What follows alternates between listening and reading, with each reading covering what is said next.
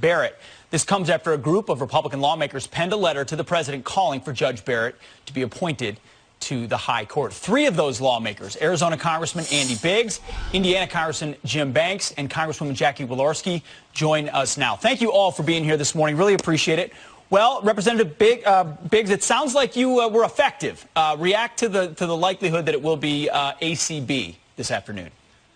Well, I certainly think that it's the right choice. I think it's a great choice. There are some great candidates for this nomination, but her character is unassailable.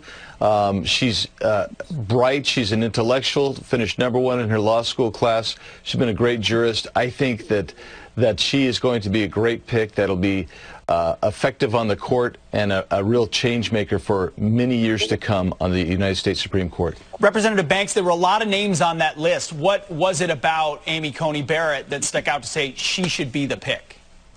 Well, there are no questions about whether or not she will deliver on being the type of justice who will defend the Constitution. As a pro-life conservative, I look back over the last 4 years, and this president has delivered over and over and over again on his promises to those who voted for him 4 years ago for exactly this, for choosing pro-life justices. And we know that Judge Amy Coney Barrett will live up to that, fulfilling that promise as well.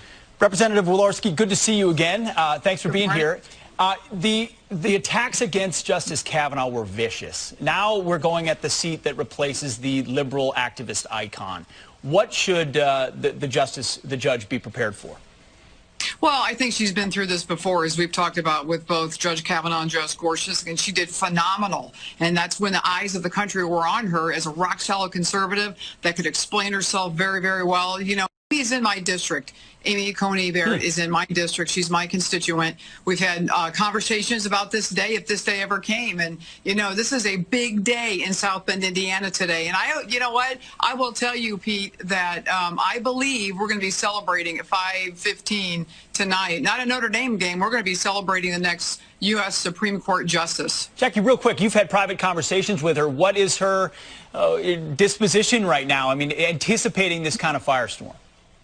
So, you know, when I've talked to her, which has been a little while ago, you know, she understands the process, and I'll tell you that she walks the walk and she talks the talk. She is a real person. She is a real, strong, powerful, smart woman that is going to, I think, absolutely be the best spokesman at the Supreme Court for conservative values. And I think that there's nobody better. So I think when we talk about, you know, well, President Trump could have done this and could have done this. This is a grand slam for President Trump. She's the right person at the right time for this nation. Absolutely. Representative Biggs, do you believe this nomination will ultimately confirm before the election? I do. I believe so. And you know, because her qualifications are solid, she was recently confirmed. And also the attacks on her right now are simply religious bigotry at this point, or some ad hominem attacks. There's nothing of substance that they're going to be able to attack. I just hope it's not nearly as vitriolic as the Kavanaugh hearing was. Representative Banks, do you feel the same way?